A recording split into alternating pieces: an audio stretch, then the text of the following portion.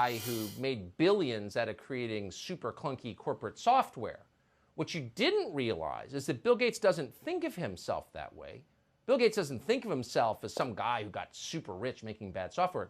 Bill Gates thinks of himself as God in control of the solar system. And that's why Bill Gates is now backing something called sun-dimming technology that would reflect sunlight out of the Earth's atmosphere, causing global cooling. Ooh, that's not fraught with risks. You thought gain-of-function research on pathogens was dangerous. Try that. But that doesn't stop Harvard University.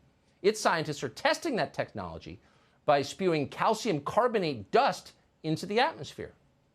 Bill Gates is backing the first high-altitude experiment of one radical climate change solution, creating a massive chemical cloud that could cool the Earth. It's called solar geoengineering, and it's highly controversial. It would look something like this. Thousands of planes would fly very high and use nozzles to inject millions of tons of light-reflecting particles into the stratosphere. It would create a thin chemical cloud of those particles around the whole planet, blocking some sunlight from reaching the surface. It would mimic a giant volcanic eruption, which we know cools the Earth. Now, just to restate, Bill Gates is not God. Bill Gates is some kind of weird, socially awkward rich guy who lives in Seattle. He doesn't own the planet, but he's now changing the planet single-handedly. This is not just over his yard in Seattle. This is over your yard and our oceans and the whole planet. Now, according to Forbes, Frank Kutch, who is the project's top investigator, quote, does not know what the results might bring. Well, just experiment with the globe and find out what happens. It's cool, though. He's a billionaire. Michael Schellenberger is the author of Apocalypse Never, Why Environmental Alarmism Hurts Us All, which it does, as our rivers and oceans get dirtier and no one notices. Michael, it's great to see you tonight. Thanks for having me, Tucker. It's a little alarming to think that someone as myopic and out of touch and totally ideological and weird as Bill Gates thinks he's in charge of the planet. What should we be worried about here? I mean, basically everything. I mean, when I first heard about this over 2 decades ago, this was a thought experiment. But this is real. They're really trying to do this. They've encountered opposition every step of the way. I've co-authored articles with the Harvard investigator. We've told him personally this is a terrible idea. The vast majority of scientists disagree with this.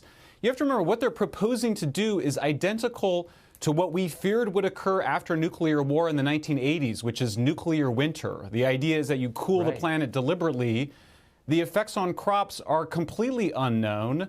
They call this an experiment, but they know that there is no way to figure out what the large-scale planetary effects of this kind of thing would be. It's grossly irresponsible. They know for a fact that they will never get international agreement on this. So they're basically trying to socialize the idea, normalize the idea, make us comfortable with an idea that should make us extremely uncomfortable. Yeah, a guy who cuts his hair with garden shears is now trying to control the solar system. The funny thing is, anyone who notices this, that maybe Bill Gates has outsized control over our lives, is immediately denounced by Snopes or one of these fraudulent fact-checking sites as a conspiracy nut. Do you think you're a conspiracy nut to have concerns about Bill Gates' hubris and ambitions? No, I mean, this is bonkers. I mean, honestly, there are very few people, when you talk to them privately, that think this is a good idea. There's a lot of people that are very scared to speak out publicly because Bill Gates' influence is extraordinary. He's a massive philanthropist. I think his intentions are very good. Nobody doubts he's well-intentioned. But good intentions can lead to some very bad things. The amount of hubris and arrogance involved here. We're talking about millions of farmers around the world who will be affected by this. How will they be consulted? What is the idea for how this is going to be governed? There is no plan for governance. There is no way to get agreement on this internationally. They know this. You know, Tucker, the thing is, the trends on climate change, most people don't realize they're going in the right direction. The United States has reduced its carbon emissions by more than any other country over the last 20 years. We've had an extraordinary success in the United States in reducing our air pollution, and now we're faced with the prospects of this radical experiment.